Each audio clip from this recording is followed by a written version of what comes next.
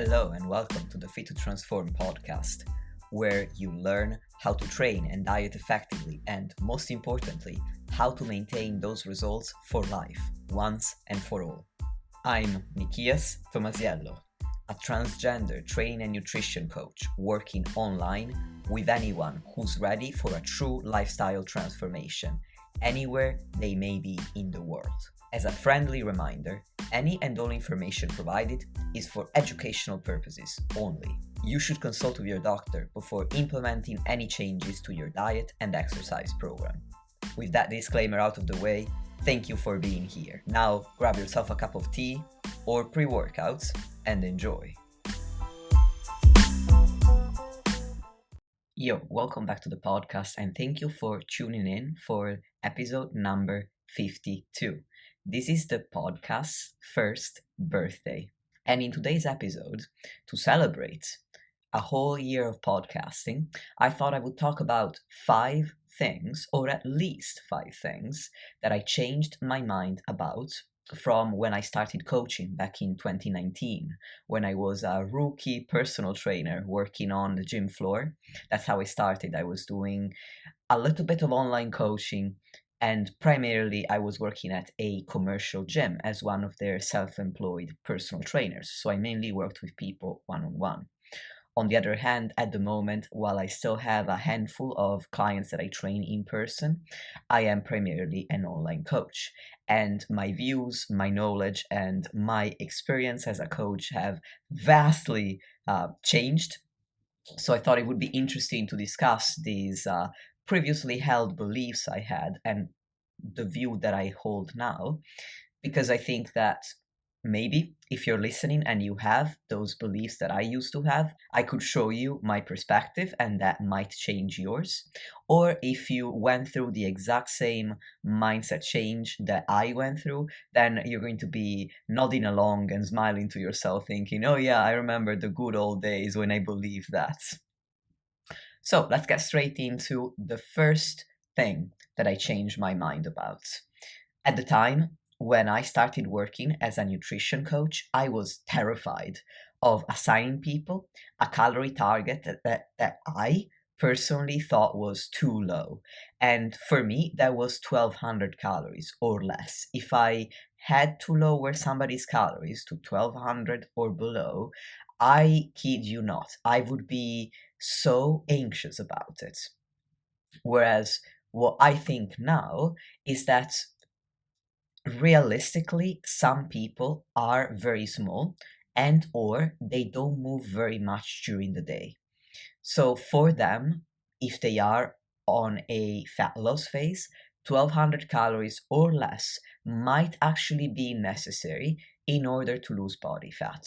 Not only that, but if 1200 calories or less is an appropriate amount of calories for them to lose body fat, for example, it puts them in, let's say, a 15% calorie deficit, which would be a reasonable calorie deficit to be in, then they are going to experience a similar level of hunger, most likely, to somebody else whose 15% calorie deficit would be higher, like 17 to 1800 calories. So what I was worried about was that they would feel extremely hungry to a point that the diet would be unsustainable if I lowered their calories that much. But now I understand that I need to think of a calorie target relative to the person's body size, relative to their maintenance calories. So I need to think about it in terms of a percentage deficit. If it's a 15% deficit, there is no reason to believe that the person is going to react any worse than somebody else in a 15% deficit whose calories are higher. Now, at the same time, I am still quite attentive when I do assign a lower than usual calorie target to somebody, because the lower your calories are, the smaller the budget that you have for nutrients. So when you're consuming 1500 calories, 1200 calories, you need to be a lot more careful and considerate of your protein, your vitamins, your minerals, your carbohydrates, and your dietary fat than if you were on 16, 17, 1800 calories or more. However, I am no longer as concerned about one, assigning the calorie target when it is appropriate, and two, the potential experience that the person is going to live. Not only because, again, if the calorie target is reasonable, your experience isn't going to be awful, but also because I've come to realize that there's no reason to be afraid of any number of calories on paper until you have actual data to say whether that number of calories is appropriate for you or not. For example, we could say, yes, 15% deficit sounds reasonable, let's do it. On paper, it doesn't sound scary, right? Or we could say conversely, oh my God, 40% deficit, that is way too large. That sounds really, really low calories. It sounds very restrictive. In both cases, we're just making an assumption. Until the person in question has actually had at least a few days to experience the calorie deficit or the number of calories, we can't make the argument that it's definitely going to be a good experience or a bad experience. Of course, you have to start somewhere. You can't just say, well, I don't have any data, so I'm not going to make any decision. You've got to make a decision. And from my perspective, it makes sense to go with the choice that seems to yield the better experience. My point is that I am no longer concerned with what's on paper until it becomes a problem based on factual data. Now let's move on to number 2, which is going to be training related. I used to give people way too many exercises per session. There are two main reasons why I held this belief that it was so important to have all of these exercises in a single session. And the first reason is that while I was doing my personal training course, I was taught about the importance of 6 fundamental movement patterns: an upper body vertical push, an upper body vertical pull, an upper body horizontal push, an upper body horizontal pull, and then a lower body posterior chain movement, usually for hamstrings and or glutes, and a lower body anterior chain movement for the quads. On top of that, I was taught about the importance of training your core. So if you were to put all of these movement patterns in a single full body session, that would be 7 movements. And I did do that for beginner clients who came to me for one-on-one training. People who had never touched a dumbbell before or that hadn't done that in ages, who wanted face-to-face sessions.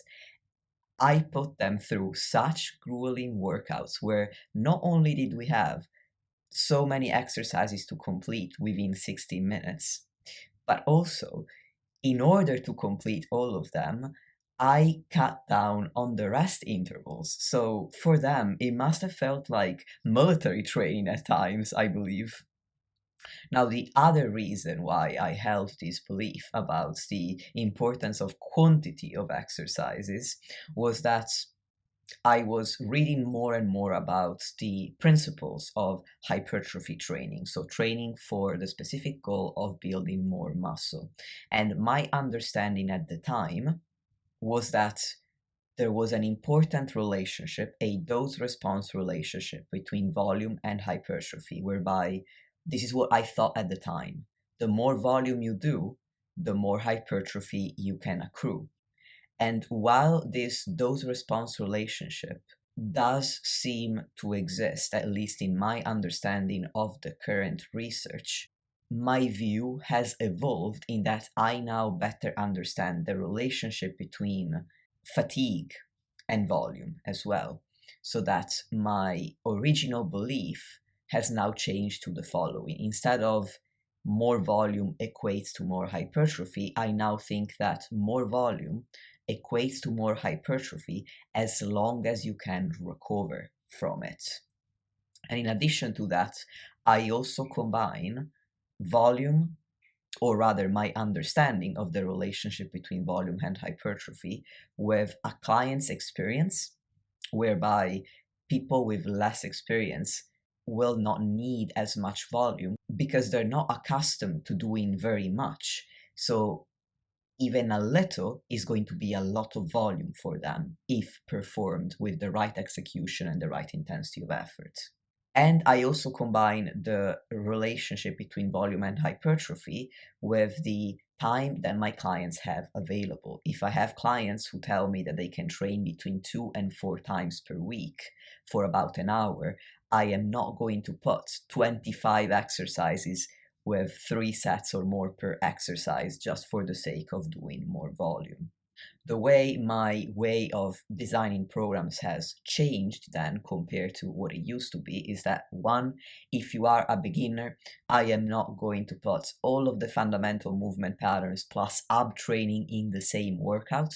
I think now that they can definitely be spread across the week or even across multiple phases of training, once again because you haven't been exposed to a lot of resistance training. So if we focus on quality over quantity, you are going to get a lot of stimulus from the smallest number of sets and exercises that you're ever going to do in your lifting career, because the more experience you accrue, then the more volume you need to do in order to get the same results that you used to get from less volume. Unfortunately, that's simply how resistance training works. It's what they call a game of diminishing returns, whereby the more adapted your body is, the higher workload or volume it requires to continue adapting.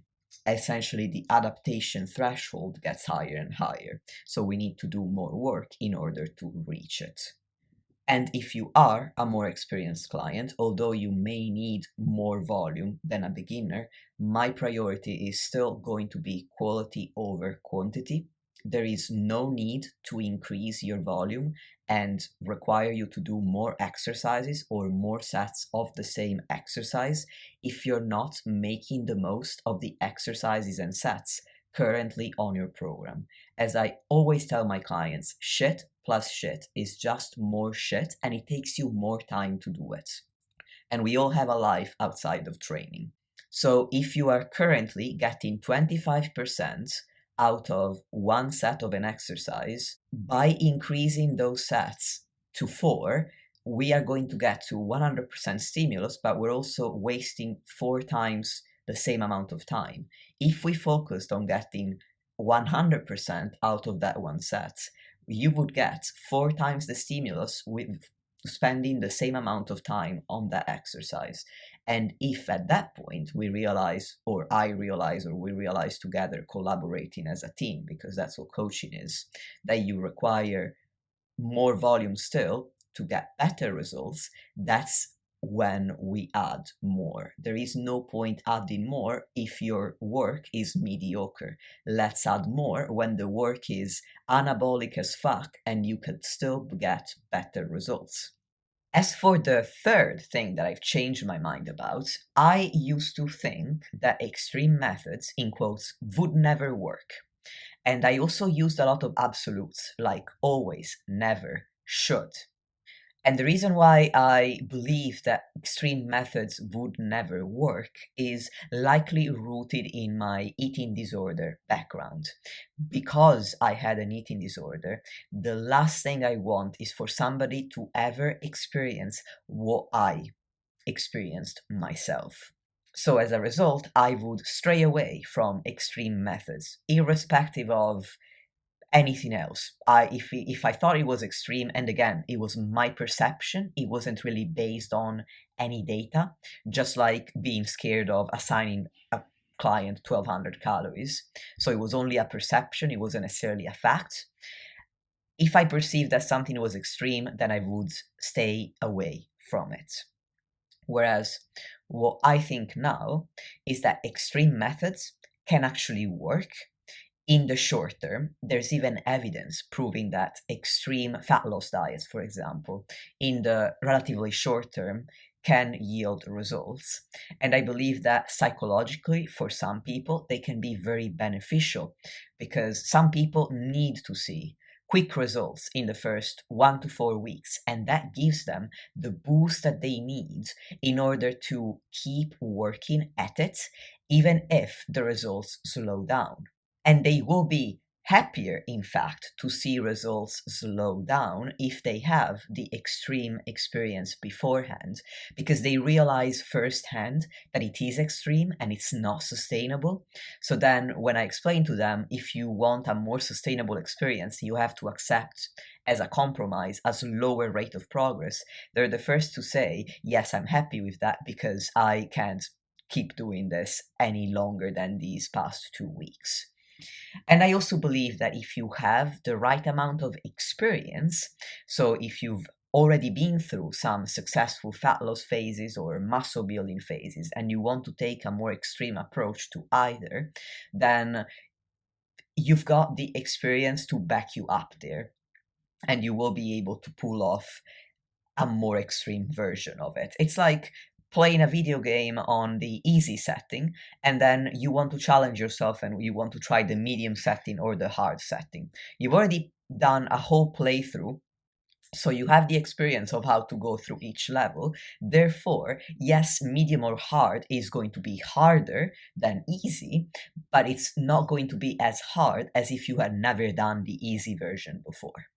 As for using absolutes, I've really made a concerted effort to avoid words like always, never, should, or shouldn't, because our understanding of the human body and the world around us continues to evolve thanks to science. Science itself continues to evolve. Therefore, words like always and never ought to be used very, very carefully. And I don't think it behooves me to abuse them. And I also believe that should and shouldn't are words that imply a level of judgment. And I try to detach myself from expressing judgment because it isn't my business. It's not my job to express judgment.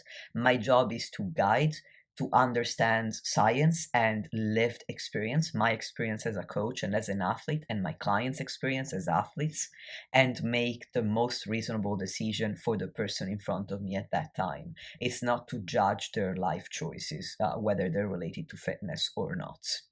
I can provide them information, so then they can choose whether they want to go with option A as opposed to option B.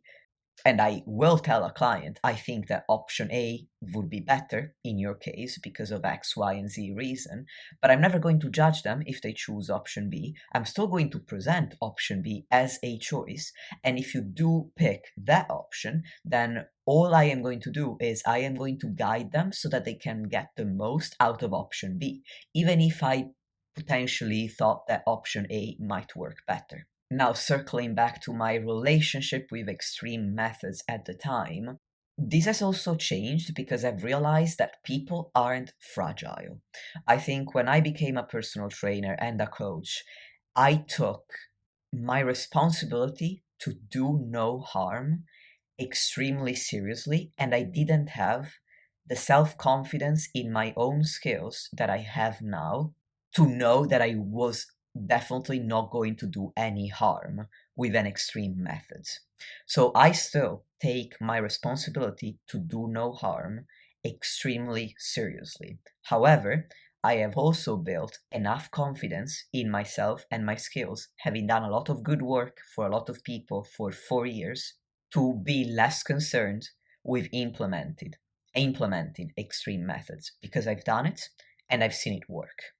And I've also built confidence in dealing with failure.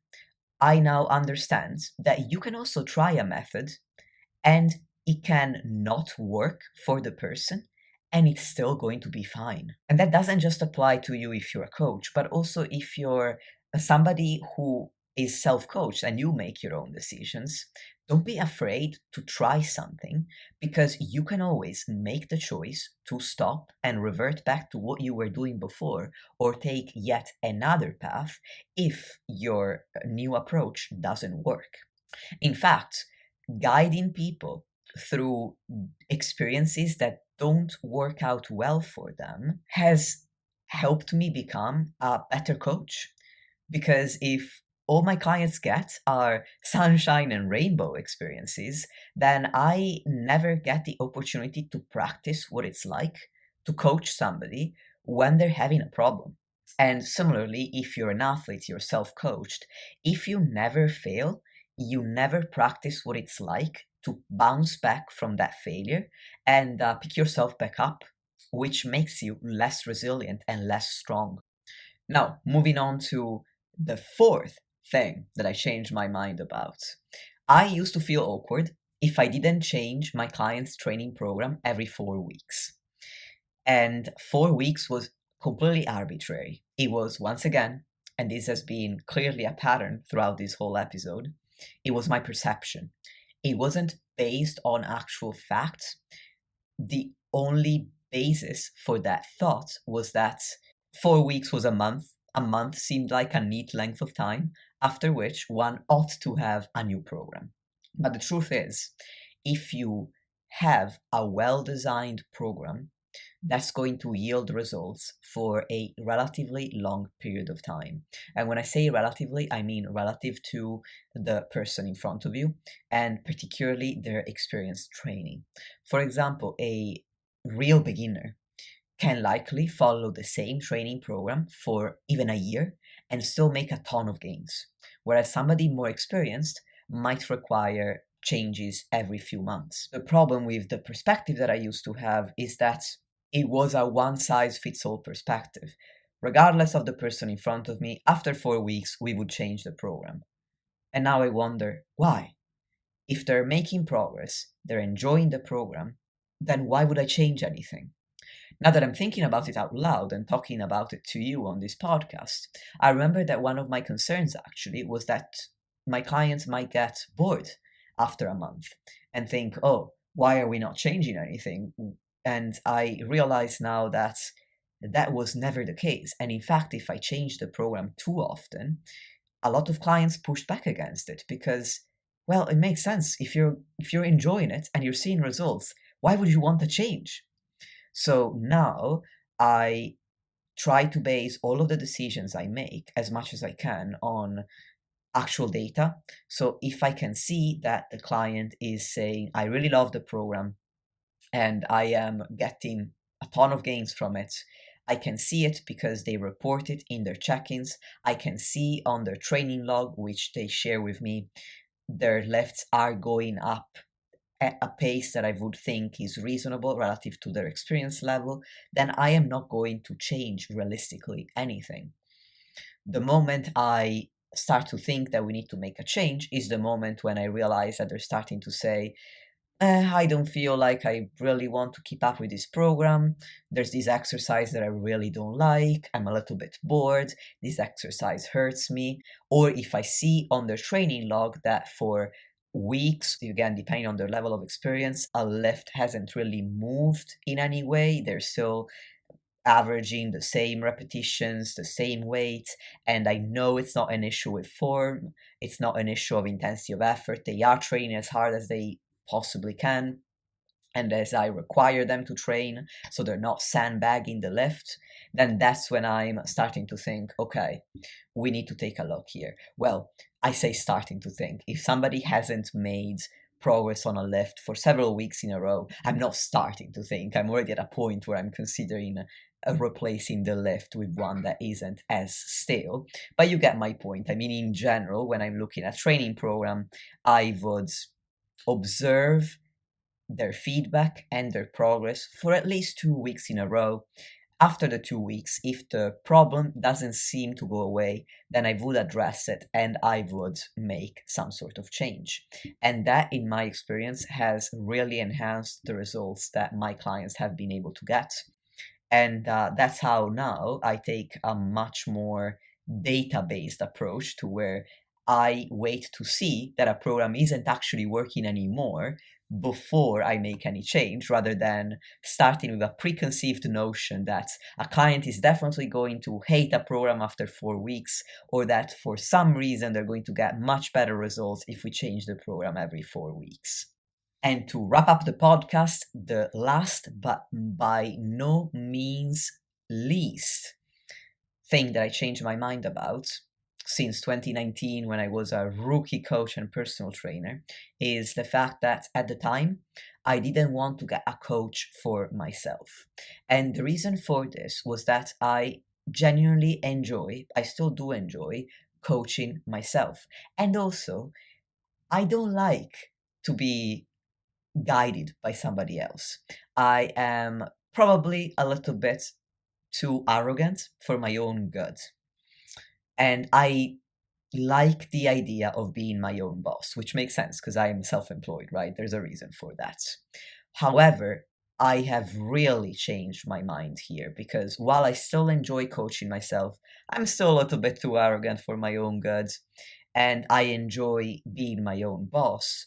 I also really believe in the value of coaching. It is the sole reason why I do this job.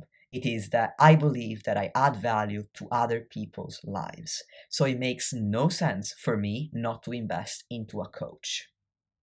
I'm also eating a slice of humble pie, and I admit to myself now that while, yes, I have coached myself and I have been able to get pretty decent results, if I can say so myself, a second pair of eyes is helpful, and sometimes it's necessary for me to make excellent progress, not just good. Because I can be extremely objective with my clients, but I cannot be objective with myself. I have a tendency to work too hard, to overshoot my recovery capabilities, to overshoot my ability to manage stress, and I dig myself a hole because I think that more is better. Whereas with my clients, I know that better is better, not more. With myself, it's really hard to remind myself that shit plus shit just equals more shit. So I need somebody else to be there, to be that person, to be Nikias for me and tell me, dude, shit plus shit is just more shit. So let's pull back. Let's eat more calories. Let's do a little bit less training and let's focus on getting good results because you're not going to get them if you're not recovering. Moreover, it doesn't only make me better as an athlete, it doesn't only improve my physique and my mental and physical well-being to have a coach. It also makes me a better coach because even if my coach didn't have more experience than me and couldn't teach me more in terms of science, training, and nutrition than I already know, they're still going to have a different perspective and a different lived experience than I do. And that could still provide insight that I wouldn't be privy to if I didn't have a coach. Having said that, I've also gone to great lengths to make sure that I hire somebody who does have more experience and more knowledge in areas where I want to gain said knowledge and experience. But even if I hadn't, I think that the extra perspective would really help me think about the way I coach people differently and ultimately give me more tools to be a better coach. Lastly, but very importantly, being coached, I've become so much better at putting myself in my clients' shoes. It is so much easier to think about how they would feel in response to something that I could say or a decision I could make for them now that I have a coach that I check in with every week. And I can see firsthand how I react to what they tell me, to what they ask of me. And of course, it's only n equals 1, so I am not presuming to fully understand every single client just because I'm getting experience of what it's like to be a client personally. However, having this experience gives me at least some idea of what it's like to be coached, which I wouldn't have if I weren't coached. So personally, in the last few years, I had two coaches, one that I worked with for 4 months and one that I've been working with for about 8 weeks now, I believe. It will be 8 weeks tomorrow, which by the time you listen to this podcast, it will actually be 9 or 10 weeks. So anyway, it's not important. What's important is that I've worked with two coaches, and I remember my first coach, I got a lot out of that experience in terms of understanding how my clients might feel and respond to my feedback. And now that I'm working with this new coach, with whom so far I've had an even better experience than an experience that was already good at the time. Even more so, I realized that every time I get feedback, I reflect upon the feedback for my own personal goals, but then I also reflect upon the feedback in relation to how I could coach my clients differently, how I could be a better coach. So again, I cannot stress enough that getting a coach for myself was extremely transformative, not only for my own progress as a bodybuilder and for my own mental and physical well being, but also to become ultimately a better coach, which is what I'm always striving to do. And these are the 5 changes in my way of thinking that I wanted to tell you about. I am sure that there are a billion others, but these are those that stood out to me the most as I was thinking about this episode. And I want to close the episode with a reflection on the fact that I believe it's very important that I've changed my mind over the years. And I believe that it's important that I continue to change my mind because I want to be an evidence based coach. And to me, being evidence based means that I rely on scientific evidence as well as anecdotal experience from my own lived experience and my clients. And both change over time. So I can't be stuck in my ways if I truly want to call myself evidence-based. And the reason why I want to call myself evidence-based is that I believe that an evidence-based approach can truly enhance somebody's experience with fitness and get them the best possible results. So as the evidence evolves and I gain more experience, expect that I will continue to change my mind over time. So maybe by the time the second podcast birthday comes around, I will have 5 more things that I've changed my mind about, although admittedly, maybe not, because I have been reflecting over the past 4 years this time, whereas by the time the second birthday comes around, it will only have been a year. But you never know. In any case, that's a wrap for today's podcast. I hope that you got some interesting insight out of it. Just so you know, at the moment, I am taking on coaching clients. So if you're interested in working with me, please apply via the links in the show notes. And if you'd like to let me know what you think of this episode, or if you have any questions, you can always reach out to me via DM or via email. I hope it's clear by now that I am very chatty and very friendly, and I'm always here to help. Thanks again for your time, and until the next episode.